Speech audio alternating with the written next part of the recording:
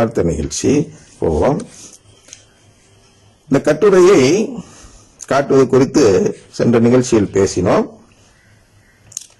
யாரிடம் காட்ட வேண்டும் என்றால், அதாவது பிரைஸ் தி லார்ட் அல்லது இயேசுக்கே புகழ் சொன்னால் தவறில்லை என்றும், பிரைஸ் தி லார்ட் அல்லது இயேசுக்கே புகழ் சொன்னால்தான் நமக்கு மீட்பு கிடைக்கும் என்றும், நமக்கு எடுத்து காட்டக்கூடிய வசனங்களையோ ஏதாவது திருச்சபை மேற்கோள்களையோ எடுத்து காட்டிய பின் அதை கூற வேண்டும். எதை கூற வேண்டும்? தவறில்லை சொல்லுங்கள் என்பதை நீங்க மேற்கோள் காட்டிய பின் கூறுங்கள் என்று சொல்லி, பிரைஸ் தி லார்ட் அல்லது இயேசுக்கே புகழ் சொல்வதில் தவறில்லை என்று சொல்லக்கூடிய நபரிடம் இந்த கட்டுரையை காட்டலாம். இந்த நிகழ்ச்சியும் அவர்களுக்கு தான். இந்த கணக்கு வாத்தியார் போன்ற நபர்கள் பொறுமையோட பார்க்கணும். 2 லைன் சொன்னா டபக்குன்னு குறுக்க பேசக்கூடாது. நான் 2 லைன் தான் சொல்ல முடியுது ஒரு நாளைக்கு.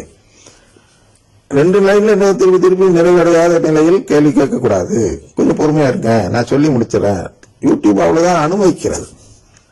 இதே நான் வளமை நற்செய்தி போதித்தால் எனக்கு 1 மணி நேரம் 2 மணி நேரம் அதுல யூடியூப்ல நேரம் கொடுப்பார்கள். நான் சிலுவை நற்செய்தி போதிப்பதால் எனக்கு 10 நிமிடத்துக்கு மேல் நேரம் கிடைப்பதில்லை, அனுமதிக்காது. ஏனென்றால் அதன் பிடி யார் கையில் இருக்கிறது? வளமை ஆவி என்று சொல்லக்கூடிய சாத்தானிடம் இருக்கிறது. இந்த உலகத்தின் தலைவன் என்று அதுக்கு வேறொரு பேர் வைக்கிறார் கடவுள், வளமையின் ஆவிக்கு. ஏன்னா இந்த உலகமே அவன் கையில தான் இருக்கு. கேசுட்டே சொல்றான், உனக்கு நான் அந்த உலகத்தை தர உங்களுக்கு செண்டனிட்டு என்ன வணங்குங்கள் அப்படின்னு கேட்கிறாங்க. உலகமே அவன் கையில இருக்கு. அந்த உலகத்துல தான் யூடியூப் இருக்கிறது. அதனால அவன் அனுமதிக்கும் நேரம் எனக்கு 10 நிமிடம் தான். என்னென்ன செஞ்சாலும் அதுக்கு மேல ஏறாது. கொஞ்ச நாளைக்கு கூட கொடுத்தாங்க, திரும்பி 10 நிமிஷத்துக்குள்ள கொண்டு வந்துட்டாகும். அதனால் 2 லைன் தான் சொல்ல முடிகிறது ஒரு நாளைக்கு. கொஞ்சம் பொறுமையா கேளுங்கள். அதான் என்னுடைய ரொம்ப ரொம்ப வேண்டி கேட்டுக்கொள்ளும் ஒரு செயல். ஆனால் இந்த கட்டுரை இது அவசரப்பட்டு கேள்வி கேட்காமல், இது கொண்டு கருத்து உள்ளவர்கள் பொறுமையாக இருங்கள். அதாவது தவறில்லை என்று சொல்லக்கூடிய கருத்து உள்ளவர்கள் பொறுமையாக இருந்து கேட்டுவிட்டு அதுக்கப்புறம் மேற்கோள் எடுத்துட்டு வந்து சொன்னால் இது ஒரு ஆக்கப்பூர்வமான நிகழ்ச்சியா மாறும். மேற்கோள் இல்லாமல் சொன்னா அது விதண்டாவாதம் வந்துவிடும் என்பதால் பதில் சொல்ல முடியாத நிலை தான் வரும். சரி, இப்ப நிகழ்ச்சிக்குள் இந்த சொல்வதில் பிரைஸ் தி லார்ட் சொல்வதில் தவறில்லை என்று சொல்லக்கூடிய நபரிடம் இந்த நிகழ்ச்சியோ கட்டுரையோ காட்ட வேண்டும். அதுவரை அந்த நபர் அதை சொல்லக்கூடாது. எதுவரை என்றால், நமக்கு மாற்று மேற்கோள் மற்றும் எதிர் மேற்கோள் காட்டும் வரை அவர் சொல்லக்கூடாது. அப்படி அவர் மீறி சொன்னால் திருவிழியத்திற்கும் திருச்சபைக்கும் எதிராக செயல்படக்கூடியவர் என்பதை வெளிப்படுத்தி காட்டும். புரியுதா? அதாவது இவன் பொருளே புரிஞ்சிக்க மாட்டேன், அதுக்கு முன்னாடியே நான் சொல்லுவையா அப்படின்னு ஒருத்தர் சொன்னால் என்ன நடக்கிறது என்றால், திருவிழியத்துக்கு முதல்ல எதிராக இருக்கிறார். சொல்றாரு அல்லவா, திருவிழியத்தில் இருக்கு, அதுக்கு மேல என்ன அவனுக்கு நிரூபணம் தேவை அப்படின்னு கேட்கிறார் அல்லவா. அந்த திருவிழியத்தில் உண்மையிலே அது இருக்கிறதா அப்படின்னா, நீங்க சொல்ற கருத்து, அந்த வார்த்தை இருக்கிறது, ஆனா நீங்க சொல்ற கருத்துக்காக அந்த வார்த்தை இருக்கிறதா என்று தெரிந்து கொள்ளாமல் சொன்னால் என்ன நடக்கும் விளைவு என்றால், திருவிழியத்தில் என்ன சொல்லப்பட்டிருக்கோ அதுக்கு எதிராக நீங்கள் செயல்பட்டீர்கள் என்ற நிலைப்பாடு வரும். அது மட்டும் இல்லாமல் திருச்சபை கண்ணுக்கு தெரிஞ்சு சிசிசிக்கு எதிராக செயல்படுவதால் இந்த வார்த்தை சொல்லி, அதாவது அந்த கடவுளின் குடும்பம் இல்லை என்ற ஒரு நிலைப்பாட்டை எடுப்பதால் திருச்சபைக்கும் எதிராக செயல்படக்கூடியவர் என்பதை அவருடைய செயல், அந்த மீறி செய்யும் செயல் வெளிப்படுத்தி காட்டுகிறது. அதுவே அவர் செய்யும் பெரிய குற்றமாகும் என்பதை முதலில் அவர் புரிந்து கொள்ள வேண்டும். பெரிய குற்றம் தானே, திருச்சபைக்கு எதிராக செயல்படுவதும் திருவிழியத்திற்கு எதிராக செயல்படுவதும் பெரிய குற்றம். அந்த குற்றம் உண்டா இல்லையா கொஞ்சம் பொறுமையா கேளுங்க, முன்னாடியே தவ்வாதீங்க தயவு செய்து. ஏன்னா நிறைய படிச்சாதான் அது மாதிரி தவக்கூடிய அந்த உரிமை ஒருவருக்கு கிடைக்க வாய்ப்பு இருக்கு. அதாவது பாதி சொல்லும் பொழுதே குறுக்க பேசக்கூடியது. நீ இதுதான்டா சொல்ல வர, அதுக்குள்ள நான் பதில சொல்லிடுறேன்டா அப்படின்னு ஒருத்தர் சொல்ல வேண்டும் என்றால், சொல்லுகிறவர்களை விட இந்த குறுக்க பேசுறவங்களுக்கு அதிகமான தகுதி இருக்க வேண்டும் அப்படி வச்சுக்கோ. அப்ப நான் ஏற்கனவே சொல்லியிருக்கிறேன், சிசிசி என்றால் என்ன என்று சரியாத குருக்கள் கூட திருச்சபையில் இருக்கிறதுக்கு இந்த சிவகங்கை மாவட்ட குரு ஒருவர் எப்படி பேசினார் என்பதை ஏற்கனவே சொல்லியிருக்கிறோம். அப்படி இருக்கும்போது ஒரு பொதுநிலையினர் சிசிசி எல்லாம் கற்றறிந்து அதன் அடிப்படையில் ஒரு நொடி பொழுதிலேயே முடிவெடுக்கக்கூடிய அளவுக்கு அந்த சிசிசி புரிந்து கொள்ளப்படுவது அவ்வளவு எளிதல்ல.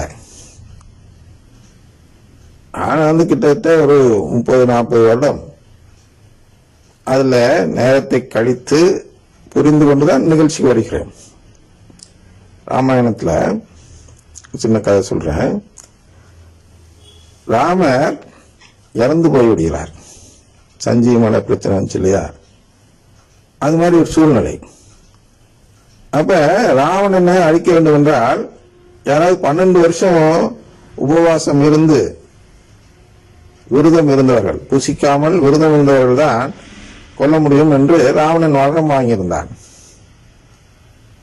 அப்ப லக்ஷ்மண் என்ற அவருடைய தம்பி, ராமனுடைய தம்பி என்ன செஞ்சிருந்தார் என்றால் 12 ஆண்டுகளாக உணவு புசிக்கவில்லையாம். கதை தான், நான் உங்களுக்கு ராமாயணம் போதிக்கல, ஒரு சூழ்நிலையை சொல்கிறேன். அதை இது புரிந்து கொள்ள, திருவிழியத்தையும் சிசிசியையும் புரிந்து கொள்ள என்ன செய்ய வேண்டும் என்றால் இந்த லக்ஷ்மண் போல இருக்க வேண்டும். அவன் புசிக்கவில்லை. அவர் அது பதில் என்ன செய்தார்னா தொடையை கிழித்து அதுல அந்த தரக்கூடிய அவருடைய அண்ணன் டைரி தரக்கூடிய அந்த பழங்களை எல்லாம் வைத்து மூடி தொடை வழியாக சத்து ஏற்றி கொண்டாராம். இதுக்கு சாத்தியக்கூறான்னா என்கிட்ட கேட்காதீங்க. அது நான் அது அவங்க கதையை தான் சொல்கிறேன். அதுல உள்ள தத்துவத்தை சொல்ல பார்க்கிறேன் ஒழிய அது உண்மை என்று சொல்வதற்கல்ல. ஆனால் இந்த 12 வருஷமா அவர் கவலைப்பட்டு உள்ள வைக்கிறார். ராவணன் வருவான்னு தெரியாது. 12 வருஷம் கழிச்சு ராவணன் வரான், அவன்கிட்ட போய் சண்டை போடுறாங்க. அப்ப தகுதி உடையவனா இருந்தது லக்ஷ்மண் தான், ராமர் அல்ல. அது போன்ற ஒரு நிலைப்பாடு தான் கிட்டத்தட்ட இங்கே எடுக்க வேண்டும். என்ன எடுக்க வேண்டும் என்றால் ஒரு 10-12 வருஷமாவது சிசிசி படித்திருக்க வேண்டும். திருவிழியம் படிச்சிருப்பீங்க, அது படிச்சு புண்ணியம் இல்லை. ஏன்னா அது மறைப்பொருளை வெளிப்படாம படித்து என்ன புண்ணியம். சிசிசியை ஒப்பிட்டு ஒரு 10-12 வருஷமா நீங்க படிச்சு வந்தாதான் இப்படி குறுக்க பூந்து பேசலாம். அப்படி பேசுனீங்க, அந்த தகுதியோட நீங்க சொன்னீங்கன்னா நான் உங்களை குறை கூறவில்லை. அதனால் அப்படி சொல்லியிருந்தா நேரம் மேற்கோள் வந்திருக்கும். நினைக்கிறேன் என்ற வார்த்தை வந்திருக்கார். இந்த பாருங்க, இந்த இடத்துல நம்பர் இருக்குன்னு காட்டியிருப்பீங்க, இல்லைன்னா என்னோட ஒத்து போயிருப்பீங்க. சரி கரெக்ட், இவர் சொல்றது கரெக்ட் தான். இப்ப மற்ற ஆயர்கள் குருக்கள் எல்லாம் சொல்லி ஏற்றுக்கொள்கிறார்கள் அல்லவா, அது போன்ற நிலைப்பாட்டையாவது எடுத்திருப்பீர்கள். நீங்கள் அவர்களை போல் படித்திருந்தால். அவர்கள் படித்தவர்கள், தகுதியுடையவர்கள், குறுக்கே பேச தகுதியுடையவர்கள். அவர்கள் ஏன் குறுக்க பேசவில்லை? அவர்கள் ஏன் கமெண்ட் செய்து இது போன்ற நிகழ்ச்சி பண்ணவில்லை என்றால் அவர்களுக்கு தெரியும் மேற்கோள் என்றால் என்ன, அதன் வெயிட் அப்படின்னு சொல்றோம், அது என்ன, அதெல்லாம் அவங்களுக்கு தெரியும்.